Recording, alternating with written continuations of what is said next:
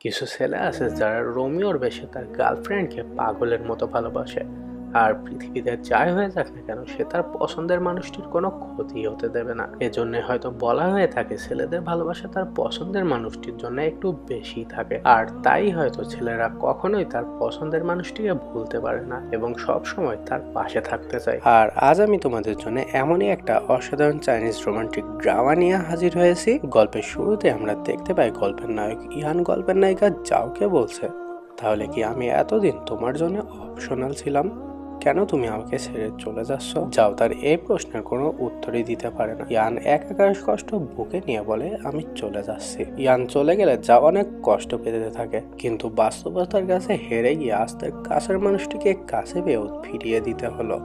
এরপরে দেখতে দেখতে 6 বছর পার হয়ে যায়। আমরা দেখতে পাই যাওর বেস্ট ফ্রেন্ড কিয়ানোকে ফোন দিয়ে বলে, তাড়াতাড়ি রেডি হ, আজ আমরা রেস্টুরেন্টে খেতে যাব। কেউ যাওকে নিয়ে নতুন একটা ফেমাস রেস্টুরেন্টে চলে আসে, আর এই রেস্টুরেন্টের মালিক ছিল ইয়ান।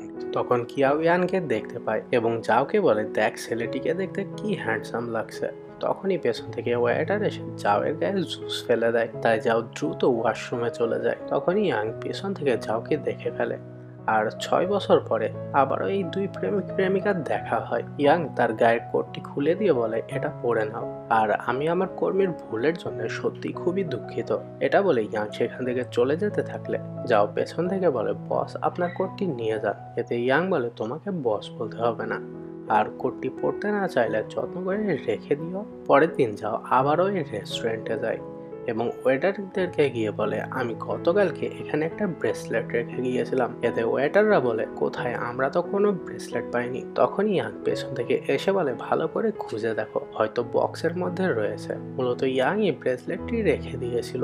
যাও ইয়াংকে কোনো ধন্যবাদ না দিয়ে সেখান থেকে দ্রুত ব্রেসলেটটি নিয়ে চলে যায়। এরপরে আমাদের নববর্ষের দিন দেখানো হয়।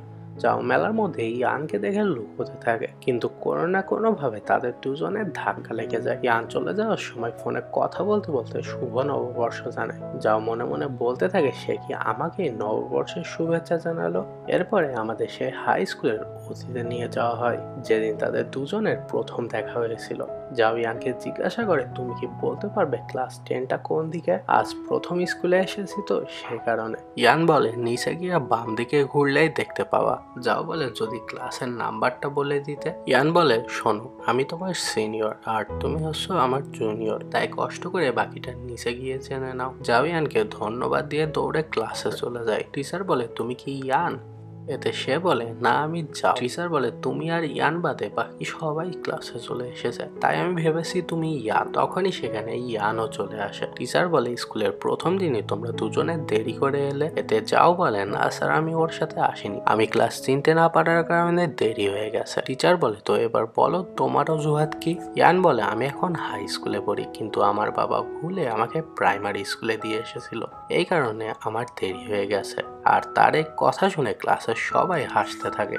ইয়ান বলে, তুমি আগে ঢুকো। এতে যাও বলে, তুমি না আমার সিনিয়র, তুমি আগে যাও। তারপর যাও আমাদেরকে বলে, সেদিন টিচার যখন আমাদের দুজনের নাম গুলিয়ে ফেলেছিল তখন আমি যেন তার ভিতরে নিজেকে হারিয়ে ফেলেছিলাম। প্রথম দেখা দিয়ে তাকে দেখে মনে হচ্ছিল সে যেন আমার কত চেনা। এরপরে আমাদের আবারও সেই নববর্ষের দিন নিয়ে আসা হয়। তখনই হঠাৎ করে কিয়াও নিচে পড়ে যায়। তখন তাদের স্কুল ফ্রেন্ড হাউন এসে বলে, আমার হাতটা ধরো। এতে হাউন বলে, তুমি ওয়েনিফান রাইট? কিয়াও বলে, না, আমি ওর বেস্ট ফ্রেন্ড কিয়াও। এরপরে তারা উৎসব শেষে সবাই মিলে একসাথে বাড়ি ফিরতে থাকে। তখন হাউন বলে, ইয়ান তুমি চুপ করে আসো কেন? এখানে তো যাও আছে, আবারও হাই স্কুলের মতো তোমাদের রোম্যান্স দেখাও না। তোমরা না হাই স্কুলে থাকতে একসাথে প্রেম করে বেড়াতে? যাও বলে, আমার আর এখন সব কিছুই মনে নেই। তখন আমরা আবারও অতীতে দেখতে পাই ইয়ান যাওয়ের বার্থডে উপলক্ষে ওকে একটা ডান্সিং ডল গিফট দেয়, কেননা যাও নাচতে খুব ভালোবাসে। যাও বলে, তোমার বার্থডে কবে? ইয়ান বলে, যদি মন থেকে যাও তাহলে এমনিতে জানতে পারবে। এরপরে সিন আবারও বর্তমানে চলে আসে। এরপরে যাও তার নতুন ভাড়া বাসায় উঠতে গিয়ে সেখানে ইয়ানকে দেখে হতবাক হয়ে যায়, আর তারা দুজনে একই ফ্ল্যাটে উঠেছে। এটা জানতে পেরে তারা দুজনে তাদের বন্ধুদেরকে ফোন করে গালাগালি করতে থাকে। যাও বলে, তুই আমার জন্য একটা মেয়ে রুমমেট খুঁজে দিতে পারলি না? এদিকে ইয়ান বলে, তুই কি পাগল হয়ে গেছিস? সে একজন মেয়ে। আমি তার সাথে কিভাবে একসাথে থাকবো? কিন্তু তারা দুজনে ছেলে মেয়ে কোনো বিষয় নয় এটা বলে ফোন কেটে দেয়। ফলে বাধ্য হয়ে তাদের দুজনকে একই রুমে থাকতে হয়। পরের দিন সকালে কিয়াওকে তার মা ফোন করলে কিয়াও বলে, আমি তো ঘরে আছি মা, তুমি তাও কেন আমাকে ফোন করলে? কিয়াওয়ের মা বলে, তুই গতকাল সারা রাত বাইরে ছিলে, এখনো বাড়িতে ফিরিসনি। কিয়াও তার পাশে হাউনকে দেখে হতবাক হয়ে যায় আর দ্রুত উঠতে গেলে হাউন বলে, পর্দা সরালে কেন? কিয়াও বলে, চুপ করো তুমি, আমি এখানে কিভাবে এলাম? হাউন বলে, তুমি এখানে কিভাবে এলে? কিয়াও বলে, সেটা আমি কিভাবে জানি? এরপরে তারা দুজনে বিছনার দুই দিকে লাফিয়ে উঠে যায় আর বুঝতে পারে তারা দুজনে গতকালকে বেশি ড্রিঙ্ক করে ফেলেছিল, তাই তাদের এই অবস্থা। হাউন বলে, আমি মনে করতে পারছি না যে আমাদের দুজনের মধ্যে কিছু হয়েছিল কিনা। কিয়াও বলে, কি হবে, আমাদের মধ্যে কিছুই হয়নি। এটা বলে তারা দুজনেই তাড়াতাড়ি করে ড্রেস পরে বেরোতে থাকে আর হোটেলের সিসি ক্যামেরা চেক করে তারা বুঝতে পারে রুমে ঢোকার আগে তাদের দুজনের মধ্যে তেমন কিছুই হয়নি। কিন্তু রুমে ঢোকার পরে কি হয়েছিল তাদের দুজনের মধ্যে কেউই জানে না। এর পরের সিনে আমরা দেখতে পাই যাও দরজা খুলে দেখতে পাই সেখানে ইয়ানের ছোট বোন সানজি এসেছে। ইয়ান সানজিকে বলে, ও আমার রুমমেট যাও। এতে সানজি বলে, রুমমেট তাও আবার মেয়ে, তোমরা দুজনে কি একসাথে ঘুমো? ইয়ান বলে, চুপ কর, আমরা শুধুমাত্র একই রুমে থাকি। দুষ্ট সানজি যাওকে বলে, তুমি দেখতে কত সুন্দর আর আমার ভাই দেখতে কত কুৎসিত। ইয়ান বলে, ভুলে যাস না আমি তোর বড় ভাই, যা গিয়ে পড়তে বস। সানজি বলে, তুমি ওর কথায় কান দিও না তো, তুমি না হাই স্কুলে থাকতে আমার ভাইয়ের অনেক কাছের বন্ধু ছিলে। এটা শুনে ইয়ানের কাশি শুরু হয়ে যায়। যাও বলে, তোমার কি মনে আছে তুমি একবার ছোটবেলায় হারিয়ে গিয়েছিলে? সানজি বলে, আমি সেদিন হারিয়ে যাইনি, ভাইয়া আমাকে সেদিন হারিয়ে যাওয়ার অভিনয় করতে বলেছিল। সেদিন যাও আসতে থাকলে ইয়ান ঝোপের আড়ালে লুকিয়ে পড়ে আর সানজি তার ভাইয়ের কথা মতো রাস্তায় বসে কাঁদতে থাকে। তখন যাও এসে বলে, তুমি এখানে বসে কাঁদছো কেন? সানজি বলে, আমার ভাই আমাকে ওভারপাসে অপেক্ষা করতে বলেছিল, কিন্তু এখন আমি আর তাকে খুঁজে পাচ্ছি না। যাও বলে, চলো আমি তোমাকে সেখানে নিয়ে যাই। এইভাবে সানজি যাওকে ওভারপাসে নিয়ে আসে আর ইয়ান সেখানে তার জন্য অপেক্ষা করতে থাকে। যাও সানজিকে নিয়ে ওভারপাসে আসে। যাও বলে, এবার আমি তাহলে যাই। এতে ইয়ান সানজিকে ইশারা করে যাওকে থামাতে বলে। এতে সানজি বলে, চলো না আমরা সবাই একসাথে আইসক্রিম খেতে যাই। ইয়ানও এই সুযোগে যাওকে বলে, যদি ফ্রি থাকো তাহলে চলো। ফ্ল্যাশব্যাক শেষে সানজি বলে, সেদিন যদি ভাইয়া আমাকে ক্যান্ডি কিনে না দিত তাহলে আমি তাকে সাহায্য করতাম না। বেচারা ইয়ানের শত্রুটা ফাঁস করে দেওয়ায় যাওয়ার সামনে সে অনেক লজ্জায় পড়ে যায়। খাওয়ার টেবিলে যাও বলে, তোমার রেজাল্ট তো অনেক ভালো, তুমি কোন ইউনিভার্সিটিতে ভর্তি হচ্ছ? সানজি বলে, ইয়ে নাকি নাংনো ইউনিভার্সিটি, কোনটা বেশি ভালো হবে? এতে যাও বলে, নাংনো ইউনিভার্সিটি বেশি ভালো হবে। সানজি বলে, তাহলে কেন তুমি ইয়ে ইউনিভার্সিটিতে ভর্তি হয়েছিলে? এটা শুনে যাও আর কিছুই বলতে পারে না। এতে ইয়ান বলে, হ্যাঁ বলো, আমিও জানতে চাই। এরপরে আবারও আমাদের সেই 6 বছর আগের দৃশ্য দেখানো হয়। ইয়ান বলে, তুমি কেন আসতে এত দেরি করলে আর তোমার ফোনটাও বন্ধ? যাও তার কাছে গিয়ে বলে, আমাকে কেন আসতে বললে? ইয়ান বলে, ভুলে গেছো আমাদের ওয়াদার কথা? বলেছিলাম আমরা হাই স্কুল শেষে একই ইউনিভার্সিটিতে ভর্তি হব, যেন আমরা সব সময় একে অপরের কাছে থাকতে পারি। আমি নাংনো ইউনিভার্সিটিতে ভর্তি হয়েছি, তুমিও এই ইউনিভার্সিটিতে চান্স পেয়ে যাবা, দেখো। যাও বলে, আমি নাংনো ইউনিভার্সিটিতে আবেদন করিনি। ইয়ান বলে, তুমি মজা করছো আমার সাথে তাই না? যাও বলে, না আমি এই ইউনিভার্সিটিতে ভর্তি হয়েছি। ইয়ান বলে, কিন্তু কেন? এতে যাও বলে, আমি অপছন্দ করি তুমি সবসময় আমার পেছনে পড়ে থাকো, সবসময় তোমার সাথে আমার দেখা করতে বিরক্ত লাগে। আমি চলে যাওয়ার পরে তুমি কখন আর আমাকে খুঁজতে যাবে না। এই বলে সে সেখান থেকে চলে যায়। এরপরে সিন বর্তমানে চলে আসে। যাও চুপ করে থাকলে তখন সেখান থেকে ইয়ান রাগ করে উঠে যায়। সানজি বলে, তুমি কি আমার ভাইয়ের সাথে কখনো প্রেম করেছো? শুনেছি তোমরা নাকি হাই স্কুলে থাকতে প্রেম করতে। তখন পেছন থেকে ইয়ান বলে, দ্রুত খেয়ে নে, মা বাবা তোকে তাড়াতাড়ি বাড়িতে যেতে বলেছে। সানজি বলে, আমি আর একটু খেয়ে নিই ভাইয়া। এতে ইয়ান বলে, তোর মতো আর এত কে খেতে পারে বল? এই বলে সে সেখান থেকে চলে যায়। জাভেদ তখন মনে পড়ে যায় হাই স্কুলের সেই দিনগুলোর কথা। ক্লাসে কোনো ছেলে তাকে ডিস্টার্ব করলে ইয়ান তার উপরে ঝাঁপিয়ে পড়তো। স্কুলে ফেরার পথে ইয়ান বাসে দাঁড়িয়ে থেকে তাকে বসতে দিত। একদিন যাও খাওয়ার বিল দিতে গিয়ে সে দেখে তার টাকা হারিয়ে গেছে, তাই সে মন খারাপ করে বসে থাকে।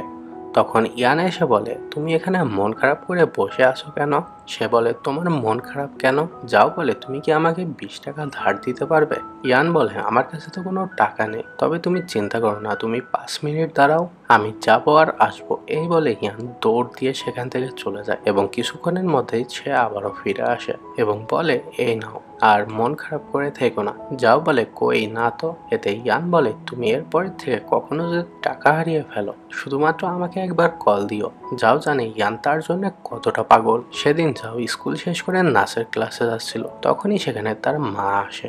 এসে বলে, সংসার চালাতে আমাদের হিমশিম খেতে হচ্ছে, আর তুমি নাচের ক্লাসে যাচ্ছ, কোথায় পাবে এত টাকা? বাড়িতে চলো।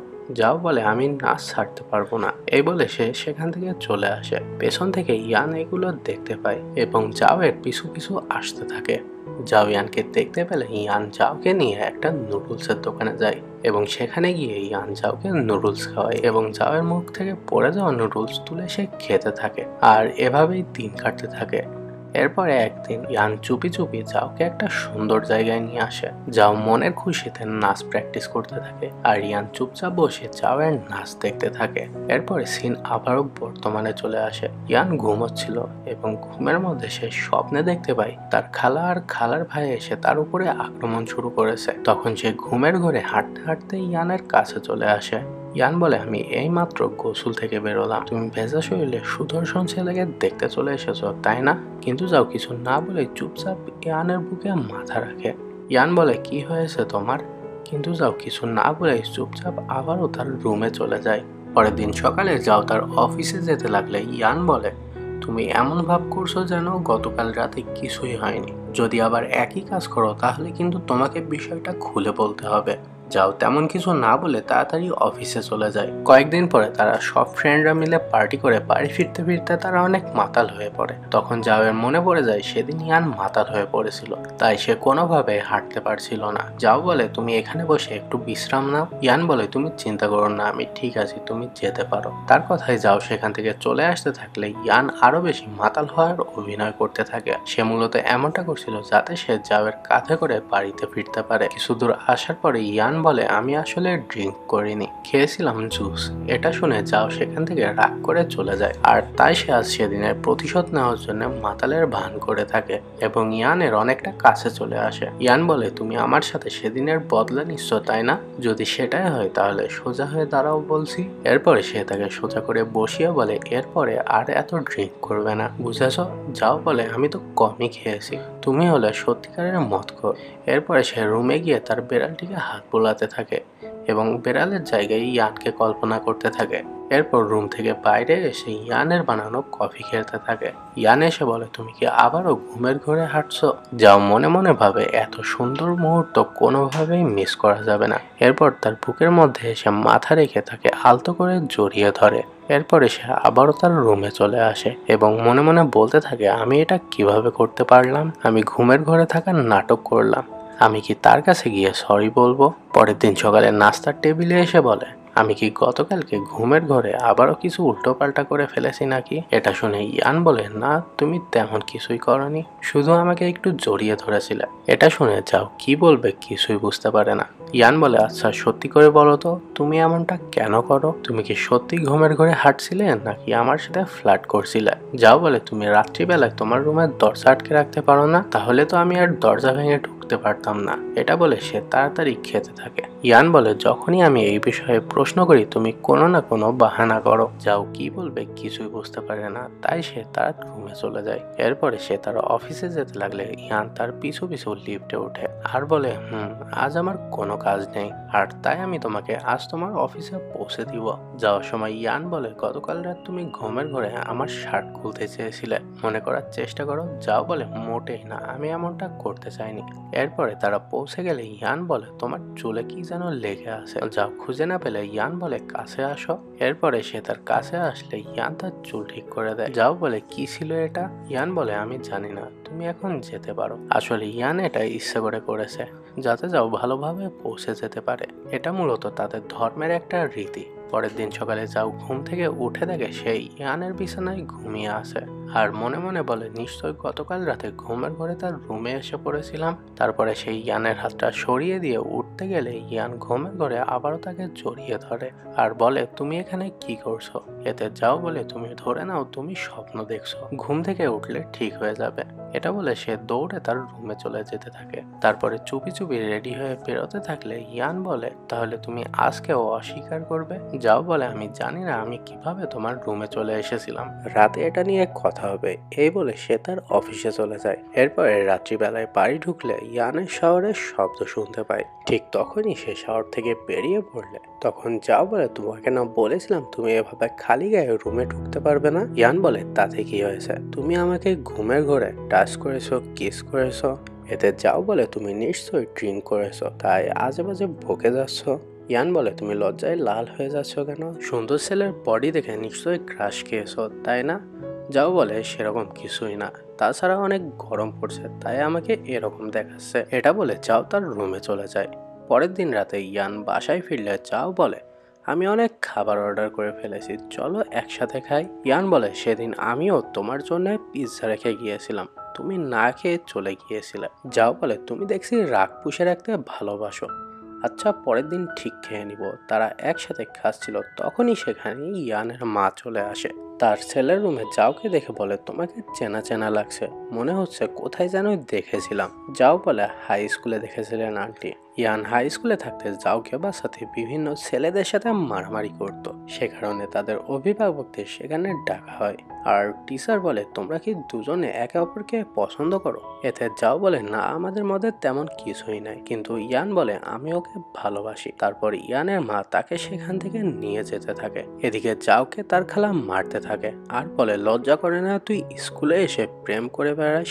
আজ থেকে ওই ছেলের আশেপাশেও যেন না দেখি। ইয়ানের মা বলে, যদি তুমি সত্যি ওকে ভালোবাসো তাহলে ভার্সিটিতে ওঠা পর্যন্ত অপেক্ষা করো। ফ্ল্যাশব্যাক শেষে ইয়ানের মা ওকে বারান্দায় নিয়ে আসে এবং বলে, তুই কি ওকে সত্যি ভালোবাসিস? ইয়ান বলে, আমি জানি না মা, তুমি চিন্তা করো না এত।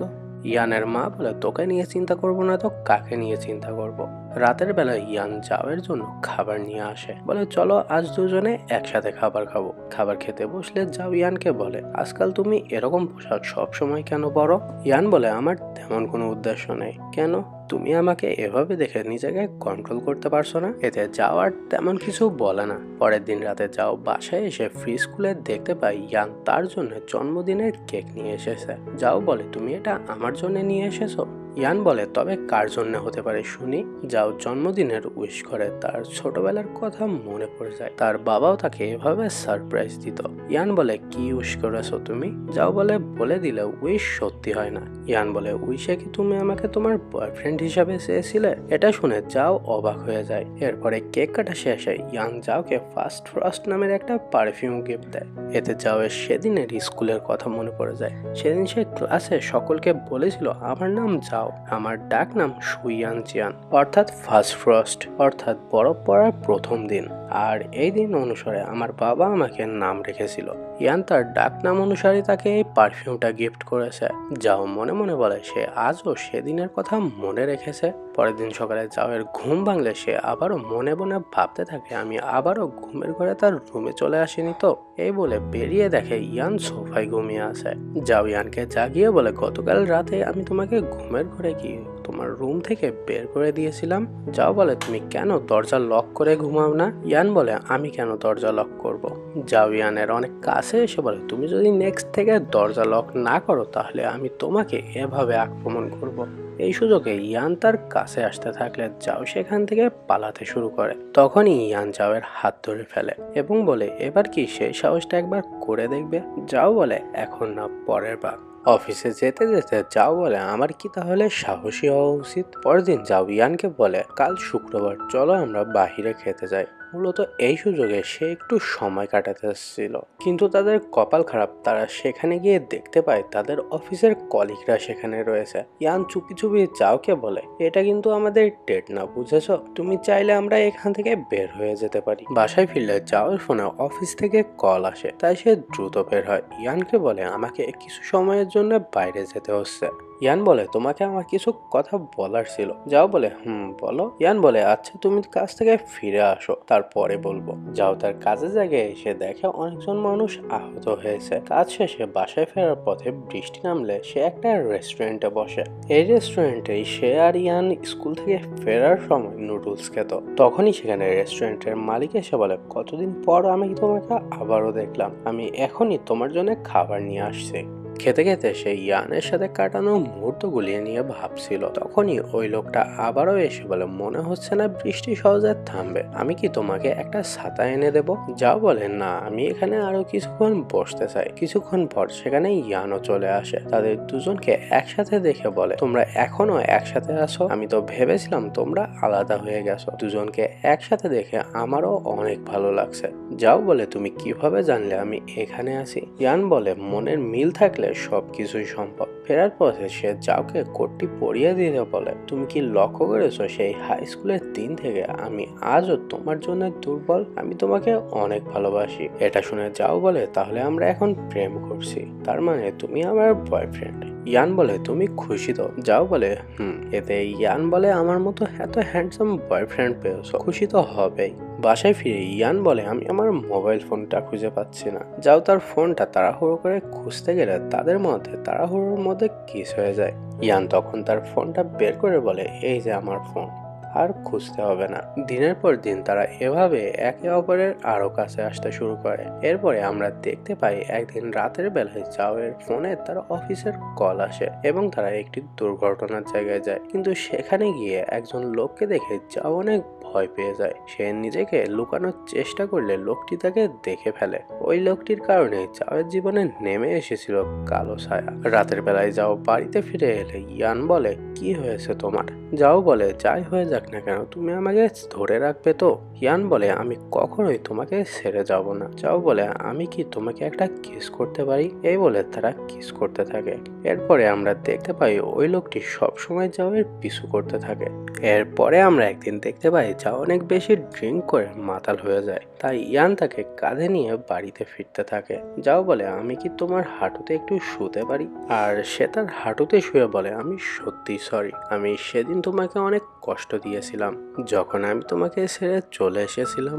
আর মনে মনে বলতে থাকে আমিও তোমাকে অনেক ভালোবাসি। তোমাকে সেদিন কথাগুলো বলতে আমার অনেক কষ্ট হচ্ছিল, আমি আর তোমাকে কষ্ট দেব না। বাসায় গিয়ে যাও মাতাল অবস্থায় ইয়ানের সাথে খুনছুটি করতে থাকে আর রুমে যেতে চায় না। যাও বলে তুমি বলেছো ঘুমানোর সময় আমাকে জড়িয়ে ধরে রাখবা। এরপরে যাও ঘুমিয়ে পড়লে ইয়ান তাকে কোলে করে নিয়ে বিছনায় শুয়ে দেয় আর সে এসে সোফায় শুয়ে পড়ে। কিন্তু কিছুক্ষণ পরে যাও এসে আবারও তাকে জড়িয়ে ধরে ঘুমিয়ে পড়ে। পরের দিন যাও ইয়ানের রেস্টুরেন্টে এসে ইয়ানের সাথে দেখা করতে গেলে তার সাথে আবার ওই লোকটির দেখা হয়ে যায়। লোকটি বলে তুমি আমার থেকে এভাবে পালিয়ে বেড়াতে পারো না, তুমি আমাকে না চেনার ভান করছো কেন? এই বলে সে তার কাছে আসতে থাকে। তখনই সেখানে ইয়ান এসে বলে কে এই লোক? লোকটি বলে আমি ওর আঙ্কেল। যাও বলে না আমি ওকে চিনি না। এতে ইয়ান লোকটিকে বের করে দেয়। এরপরে ইয়ান যাওয়ের কাছে এসে বলে কে ওই লোক? তুমি আমার কাছে বলতে পারো। যাও বলে তুমি চিন্তা করো না, তেমন কিছুই না, আমি সামলে নিতে পারবো। সেদিন রাতে যাও আবারও ঘুমের ঘরে হাঁটতে হাঁটতে আবারও ঘড়ির সামনে আসে। ইয়ান বলে তুমি সব সময় কেন এভাবে কাঁদো? যাও কিছুই বলে না, শুধু তার চোখ দিয়ে পানি পড়তে থাকে। সে ইয়ানের হাত শক্ত করে ধরে তাকে নিয়ে তার রুমে নিয়ে যায়। ইয়ান বলে তুমি চাও আমি তোমার সাথে ঘুমাবো? এটা বলে সে তার সাথেই ঘুমিয়ে পড়ে। সকালে যাও ঘুম থেকে উঠে বলে এটা আমার রুম, তুমি এখানে কেন ঘুমালে? ইয়ান বলে আমি এখানে না থাকলে কে থাকবে শুনি? যাও বলে তুমিও ঘুমের ঘরে হাঁটাহাঁটি করো নাকি? ইয়ান বলে ও তাই নাকি? পরের দিন আমরা দেখতে পাই ওই লোকটি যাওয়ের অফিসে সিকিউরিটি গার্ডের চাকরি নিয়েছে। রাতে অফিস শেষে বাড়ি আসার সময় ওই লোকটি তার কাছে চলে আসে। যাও বলে সে কি চায়? এতে ওই লোকটি বলে তুমি ছাড়া আমার একটা দিন বছরের সমান মনে হয়, তুমি আমার থেকে যতই পালিয়ে বেড়াও তোমার শরীর থেকে সে ময়লা মুছে ফেলতে পারবে? তখন সেখানে যাওয়ের কলিগ চলে আসলে সে সেখান থেকে চলে যায়। এরপরে বাড়ি ফিরে সে ইয়ানকে সবকিছু খুলে বলতে চায় কিন্তু শেষ পর্যন্ত বলার সাহস করতে পারে না। এরপরে একদিন যাওয়ের বান্ধবী তার বাসায় আসলে দেখে যাও বাসায় নেই, এমনকি তার কোনো জিনিসপত্রও নেই। ইয়ান যখন জানতে পারে যাওকে খুঁজে পাওয়া যাচ্ছে না, তখন সে তাড়াতাড়ি বাসায় চলে আসে। সে এসে সেখানে একটা চিঠি দেখতে পায়, যেটাতে লেখা ছিল, আমি না বলে চলে যাওয়াতে পারলে আমাকে ক্ষমা করে দিও। সেদিন তোমাকে ছেড়ে যাওয়ার যে কারণ ছিল, আজ সেই একই কারণে তোমাকে আবারও ছেড়ে চলে যেতে হচ্ছে। আমাকে প্লিজ খুঁজো না, প্লিজ মিস করো না, ইতি তোমার যাও। এতেই ইয়ান দ্রুত থানায় চলে যায়, কিন্তু পুলিশ তাকে বলে যেহেতু সে নিজের ইচ্ছায় আত্মগোপন করেছে, তাই আমরা তার ইনফরমেশন আপনাকে দিতে পারবো না। সেখান থেকে কোনো হেল্প না পেয়ে সে দিনরাত পাগলের মতো যাওকে খুঁজতে থাকে, কিন্তু সে কোথাও তাকে খুঁজে পায় না। তাই সে বাধ্য হয়ে ওই লোকটির কাছে যায় এবং সে তাকে বেধড়ক মারতে থাকে, কিন্তু সে ওই লোকটির মুখ থেকে একটাও কথা বের করতে পারে না। কয়েকদিন পর তাদের কলেজের এক বড় ভাই ইয়ানের রেস্টুরেন্টে এসে বলে, তোমার আর যাওয়ের মধ্যে কিছু কি হয়েছে? ইয়ান বলে, আমি আজ 6 মাস ধরে তাকে খুঁজছি, কিন্তু কোথাও খুঁজে পাইনি। তখন সে বলে, আমি কিছুদিন আগে যাওকে হংকং এ দেখতে পেয়েছিলাম, কিন্তু সে আমাকে দেখে পালিয়ে যায়। ইয়ান তখন দ্রুত ফ্লাইট বুকিং করে হংকং এ চলে যায় এবং তার সাথে যাওয়ের বেস্ট ফ্রেন্ড কিয়াও আর হাউনও যায়। এরপরে কিয়াও সেখানে গিয়ে এক জায়গায় যাওকে দেখতে পায় এবং দ্রুত তার কাছে গিয়ে তাকে জড়িয়ে ধরে। আমি তোকে কত মিস করেছি জানিস, তুই কেন আমাদের ছেড়ে চলে এলি? যাও বলে, আমার কাজ আছে, পরে কথা হবে। এরপরে রাতে একটা স্কুলের ডান্স কম্পিটিশনে যাও এলে সেখানে ইয়ানও আসে এবং সে তাকে জড়িয়ে ধরে। এরপর রাতে বাসায় এলে ইয়ান যাওয়ের পায়ে ব্যথার মেডিসিন লাগিয়ে দেয়। যাও বলে, তুমি জানো আমার পায়ের এই ব্যথা অনেক পুরাতন ব্যথা। সেদিন বাচ্চাদের নাচ শেখাতে গিয়ে আবারও জেগে উঠেছে। সেদিন যে লোকটা আমার আঙ্কেল পরিচয় দিয়েছিল, তার থেকে পালাতে গিয়েই এই চোট পেয়েছিলাম। আমার বাবা মারা যাওয়ার পর আমার মা আমাকে খালার কাছে পাঠিয়ে দেয় পড়াশোনার জন্য। তখন থেকে সেই লোকটি আমাদের সংসার চালানোর জন্য টাকা দিত। টাকার বিনিময়ে খালা এক প্রকার আমাকে তার কাছে বিক্রি করে দিয়েছিল। একদিন সে আমার উপরে আক্রমণ শুরু করে, কিন্তু আমার চিৎকার শুনেও খালা আমাকে বাঁচাতে আসেনি। বাধ্য হয়ে আমি তখন বারান্দা থেকে লাফ দিই। সেদিন খবর পেয়ে আমার মা ছুটে এলে খালা আমার মাকে বলে, আমার ভাই কিছুই করেনি, সে মিথ্যে আমার ভাইয়ের নামে ধর্ষণের দোষারোপ দিচ্ছে। সেদিন মা আমার কোনো কথাই শোনেনি, সে তার কাজের জন্য আমাকে রেখে চলে যায়। সেদিন আমার পা ভেঙে গিয়েছিল, আর সেদিন আমি তোমাকে ছেড়ে দূরে চলে আসতে চাইনি, কেননা আমি চাইনি আমার কারণে তোমার জীবন নষ্ট হোক। আমি তোমাকে দেওয়া প্রমিস রাখতে পারিনি। সবাই বলাবলি করছিল এই ঘটনা জানাজানি হয়ে গেলে সম্মান থাকবে না, তাই আমি তোমাকে জানানোর সাহস পাইনি। ইয়ান বলে, এখানে লজ্জার কিছু নেই, তুমি কোনো ভুল করনি, আমি সব সময় তোমার পাশে আছি আর পাশে থাকবো।